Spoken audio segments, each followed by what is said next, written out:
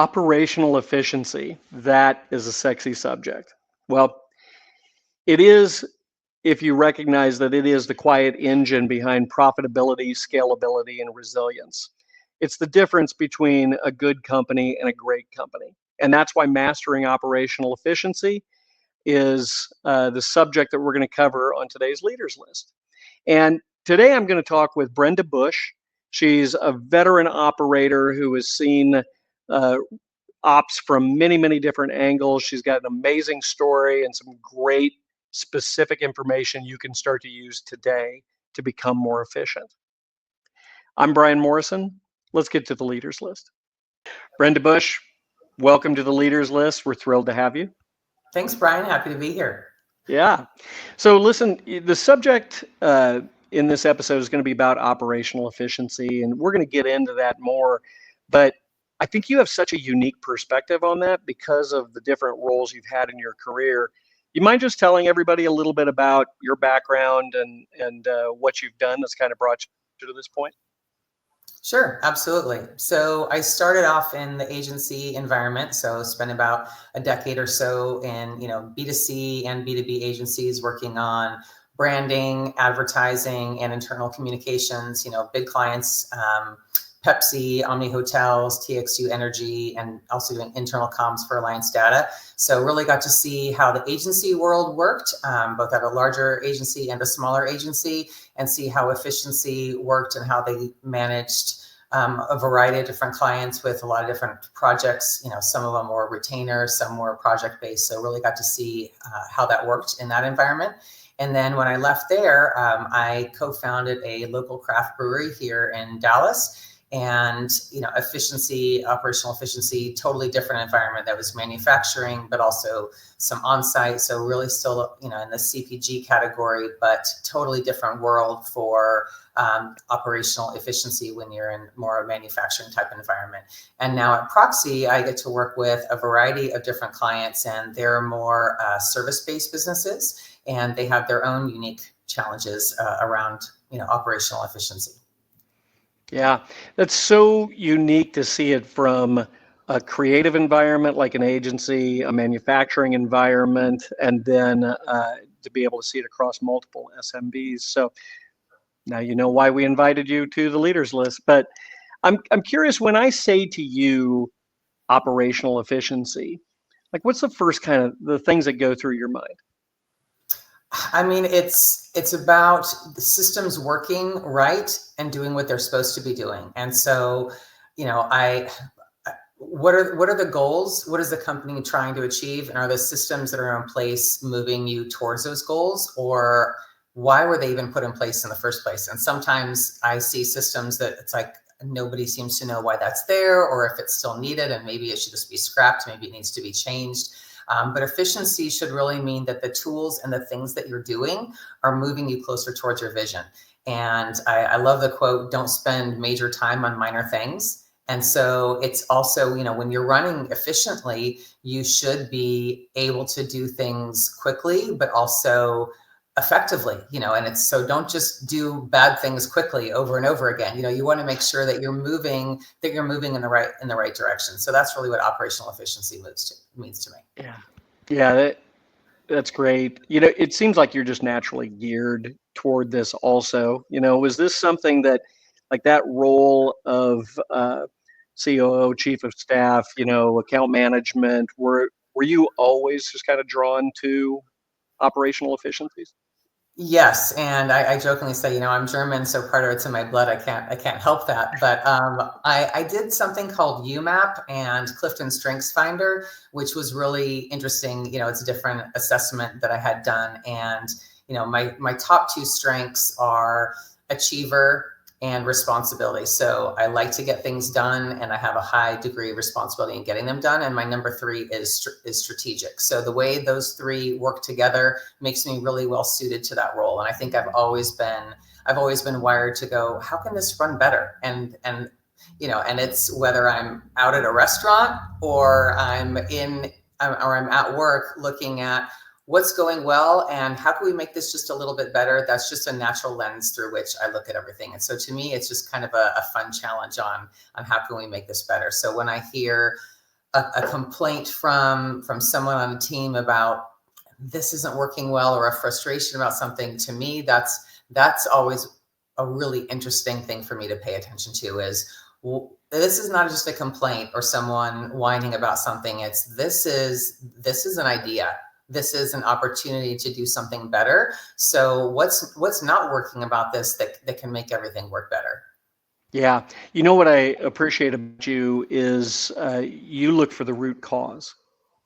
So when we start talking about operational efficiencies, I know in Proxy we look at like how do we eliminate an issue or automate, a process, but you have to understand like what's the root cause that's creating that error, that frustration, that satisfaction issue. So yeah, Yeah. that's perfect. So when you go into an organization, what are some of the first things that you look for, as you're just trying to get a lay of the land and find those opportunities? And, how do you get to the root cause versus the immediate inconveniences?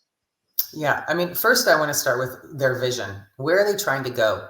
And I have seen where that's not always clear, and that creates chaos. And you can't be efficient if you don't know where you're going. If you have 8 people in the boat that are all rowing in a different direction and nobody knows where they're trying to go, then by definition you cannot be efficient, and you cannot be effective in that situation. So I really like to start with, what is the vision? Where are you trying to go?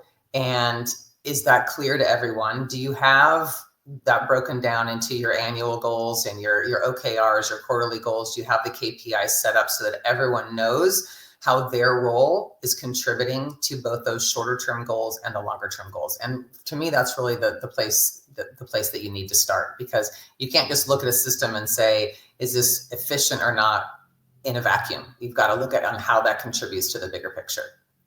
It's funny because you started off with systems and you were talking about that, and understanding the vision really comes back to the individual and the leadership also. Do you find that a lot of times with operational efficiencies, you talked about the fact that sometimes they just thing for no real reason. Do you find that a lot of the times it is the executive who unintentionally becomes a bottleneck in that process? Well, I think it's so two different things. One, sometimes the vision is not always really clear, and I have seen it where the executive may not have really decided where they want to go, where they haven't decided, do I want to build a lifestyle company? Or am I building for acquisition? And if they haven't even made that kind of a fundamental decision, then you just can't move forward to some of the other goals, because you don't know if you're growing for scale or not, for example. But as far as the executive being a bottleneck with the day-to-day, that can easily happen, because the founder's been there since day one. Nobody knows more than them. They know they've got all the answers, or that's how they're positioned. Everyone's used to seeing that way. So they've usually grown up the team. They've hired the team. And if there's been tenure, these people have been around for a long time. So it can very easily happen where people get in the habit of, let me check with the founder. Let me check with the founder. Let me check with the founder. And pretty soon the founder's ability to be the visionary and do what only they can do as the founder gets eroded by all the little interruptions of the day and everyone asking them all the questions. And so that can be the passive way that can happen. And then there are other times where the founder maybe has a hard time letting go, where maybe the team is trying to run with their decisions, but they're second guessing the team, or they just know that maybe they can do it best, but they're trying to weigh in on every decision and they have a hard time letting go of that. So it can really happen either way, where the team is checking in with the founder, or the founder is maybe staying too much in all the details.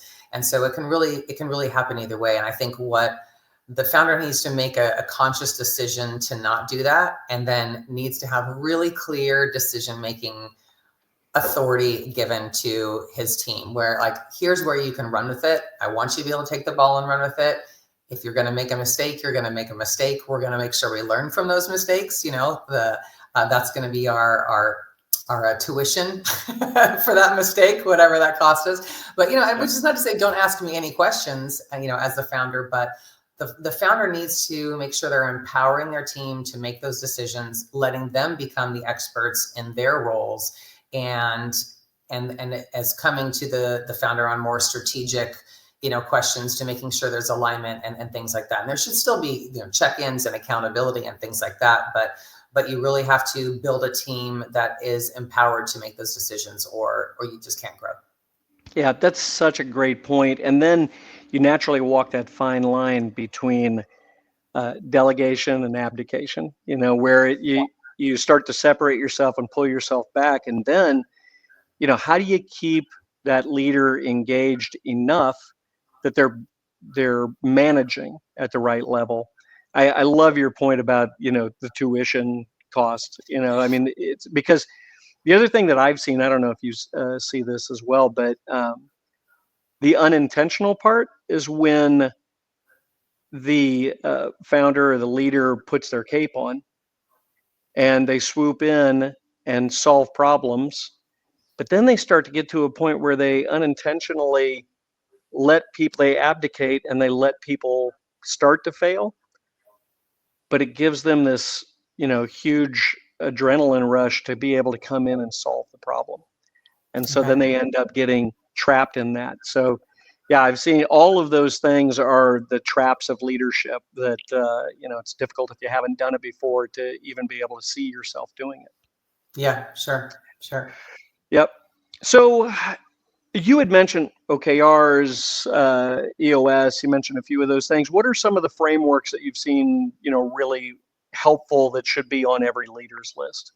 I do really like EOS systems and software that helps that. I've used 90IO. I liked that a lot, so that it keeps everything really visible for the leadership team and keeps everyone focused on those, the quarterly rocks. Asana boards are hugely helpful for keeping things organized. Tools like that, any KPI trackers that you have for the team to make sure that, having that data is how you make sure that you don't get in that abdication type of situation. The leadership keeps connected, the founder keeps connected with his leaders by making sure that there are regular check-ins against those OKRs, that there's visibility into the KPIs. And those are really your dashboard, just like you wouldn't drive your car if none of your dashboard was illuminated and working, So these are your snapshots. This is how are we going in the right direction? Are the things that we're working on working? Or do we need to pause and tweak something? Because that's data. That's how we are able to make those decisions and make sure that we're going in the right direction. Yeah. I always tell everybody, the key tools for me to find efficiencies are implementing a business operating system, something that it creates a language and consistency in the organization that gives a flywheel effect. The other thing is what you were talking about, some sort of a PM project management platform or rigor around, like, how do we manage initiatives? For those of you that are out there that are EOS fans, one of the challenges with EOS is just the rock management process. And so doing a classic work breakdown structure on big rocks and big initiatives, and instead of just saying to somebody every quarter, like, so 50% done, how far are you? You can actually go through and you can see work product along the way. That's one of the things that we've also found. And then just having some sort of a data flow. Yeah, those every one of those points that you brought up, those are like standards that set up for great efficiencies to be found. Yeah. And what about taking someone through journey mapping? Because that's kind of something that you can take from the advertising days, because you spend a tremendous amount of time thinking about what's the natural journey for a consumer. But businesses internally need to kind of think about that same journey map as well, right? Yeah, sure. And we develop the RACI framework on that to, again, make it really clear who is responsible for something, who just needs to be consulted. That helps with that decision making framework to go through that really formally. And then looking at the SOPs that are in place, and do we have enough SOPs? Are they being, and then also are they being used? I like to look at that piece of it as well, because I have seen too often where there are great SOPs written, and it's a really nice binder that's on somebody's shelf. And they're used as a reference tool to train somebody. And I'm a big believer in taking the SOPs and figuring out how do we incorporate these into the day-to-day work so that it forces the team to actually use them. And the analogy I always give to teams is, that surgeons who know what they're doing still have a checklist every time they go into surgery. Somebody's checking the name and the date of birth on the wristband, and somebody's going to write in Sharpie what leg they're operating on. And it saves lives. The 10 checklist thing saves lives. So whether you're at an agency, you're in a manufacturing environment, or you're in a service-based business, you have to figure out a way that how do we get these SOPs incorporated into our actual daily workflow, and we don't, and so that people aren't able to skip steps, because the whole SOP process should be very thoughtful. It should be best practices. And it's really easy for anybody to go, I've got this, I don't need to check it. And pretty soon the 10 things that you were doing turn into 9 and turn into 8 because you've forgotten one, or you think I've done that before. And that's a natural human instinct to do that. So it's really great to find a way to incorporate it into the day-to-day process. And I also like to say, I try to build systems that don't rely on people's memories. Because we're all fallible. We can all forget a step. So how can we build a process that if you're having that again takes that memory piece out? So the systems essentially drive the process. Instead of making everybody memorize every piece of the process, systems drive that process, but you still understand and map it so that way they have it in context, right? Yes, exactly. Yeah. Okay, so now, having seen it from multiple places and knowing that, a lot of our listeners are founder-led businesses, typically range from, up to 500 employees. So they go through a lot of different growth stages and experience lots of things. Where's a good place for an individual to start when they want to start thinking about operational efficiencies and how they start getting their mind right about that? Any specific recommendations you'd put on the leaders list? Yeah, I mean, I would have them pause and sit down and be thoughtful about what are and start with 3. What are the top 3 things where you're having the biggest pain points around efficiency, or the things that are giving you the most stress, the most anxiety, the most frustration, just the things that you feel like aren't working, and write those things down.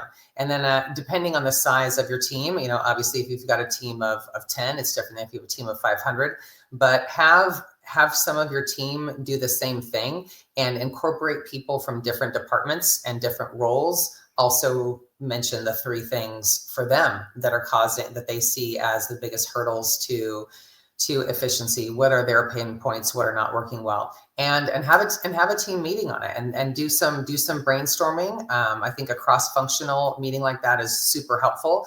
And then try to identify, all right, after you've done some brainstorming, what are the biggest 3 priorities? What do we think can make the biggest impact on the organization, or what can contribute the most towards our goals or towards our vision? And then pick one to start with and get some ideas, again, cross-functionally. And then don't try and tackle them all at once. Keep that list and keep that brainstorming, keep the results of that, but decide on one. Okay, we all said this is the most important place to start. We're going to start there. We're going to implement these things. We're going to work on this, and then we're going to check back in and see, is it working? Are things better? And a lot of times with a new process, it's not just in and then done. It takes people a minute to adapt to the new process, to start using the new process, get comfortable with it. You hear the adage, it takes 3 weeks to make a habit. I've heard, people need to hear something 7 times before they think they've heard it for the first time, and that you have to be aware of that, because when you're trying to incorporate change, you have the early adopters, but you also have people who are like, I've heard this before. I'm going to wait. I'm not going to do anything until I see if this new thing is here to stay and if I really have to do it. So you've got a breadth of responses you're going to get from the team on how willing they are to adapt a new process too. So You've got to, roll it out after, but you're going to have better buy-in when you incorporate more people in that brainstorming process as well, which is really important. And then after it's been rolled out, you want to check back in. And again, cross-functionally, is this doing what we hoped it would do? If not, do we need to make any tweaks? And then do that and make sure that feels solid, feels like it's working, and is part of the process before then you jump into number 2. Because if you try and change 6 big things all at once, then everyone's looking all around and no one knows what to focus on, and you don't move the needle that way. Yeah. It's so funny. I love your point about, and what often gets forgotten is, like, everybody thinks about, okay, I got to do a research phase, I got to do a planning phase, I got to do a launch phase. It's the measure and optimization. What happens after it goes live, and how do I make sure that all the work that I put into it is actually working? And I think that's such a great insight to recognize that, instead of doing 50 things at once, doing one thing exceptionally well and making sure that it is routinized and built into the business, you're just going to have much better results. So I think that's a great piece of advice. Another one I'll throw out, we're talking about this, one of our clients, we just implemented this mindset of every initiative that comes across the desk, they eliminate it, they delegate it, or they automate it. And doing that, it was amazing how many hours one organization that had 250 employees in it went through that process, not just flippantly, but literally went through it with top executive, then went through it with the leadership team, and then had them do that with 3 of their top people in their team. And it resulted in easily multiple hundred, I think it was $480,000 worth of savings just in eliminating a lot of the stuff that you were talking about, which is like, hey, we just always did it this way. Yeah. And it'll let them kind of have that right to say, I'm gonna rethink elements of my daily process. Yeah. Yeah, this is such a great subject. We could go on and on about this, and I find that it's also very specific to an organization, right? So hard to say sweeping, hey, you should look for operational efficiencies. But I think you've given some really nice, specific tactical things that people can work on, with also understanding strategically how to view it. So, delegate, eliminate, automate. That's a simple place for you to start. Yeah, absolutely. And I think, looking into the future, AI is such a great tool. Obviously everyone's talking about AI, but AI is such a great tool to help you or help businesses figure out where they can delegate, eliminate, and automate. I mean, it's a fantastic tool for that, but I'm seeing that in almost every role throughout organizations. And some organizations are going to have roles where it doesn't necessarily apply, but it can really help people with thought starters on in really every subject, whether it's what are some good KPIs I should be setting for this role, or give me some ideas about ways to be more efficient in this department. I mean, you can ask such open-ended questions, you can put in such detailed prompts, and it can be really useful for that, but can also be really useful to be more efficient on things like timesheets, manual tasks that someone is painstakingly doing a routine task. And that goes back also to that pain point thing I mentioned before, is what are you saying is inefficient? What is your team saying is a pain point? And then how can AI help with those pain points, right? Because it's just a tool. It's just like anything else. We wouldn't expect someone to use Excel, or to stop using Excel and just go back to making a ledger on a legal pad. We have these tools, let's use them, and so it can be applied to so many different roles, and just figuring out how I can use these tools to simplify, to delegate, to eliminate, or to automate some of what's going on is really helpful.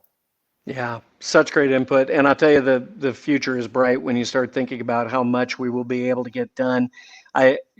Everybody says it all the time, but I'll reiterate, you may not necessarily lose your job to AI, but you definitely will lose it to someone who's using AI. It's a requirement today. So Okay. Brenda, this was awesome. Thanks for giving your perspective from so many different angles. And I think there's a whole bunch of great stuff that people can start immediately using tomorrow to gain some efficiencies in their business. So thanks for being on the leaders list. All right. Thanks, Bryon. Appreciate it.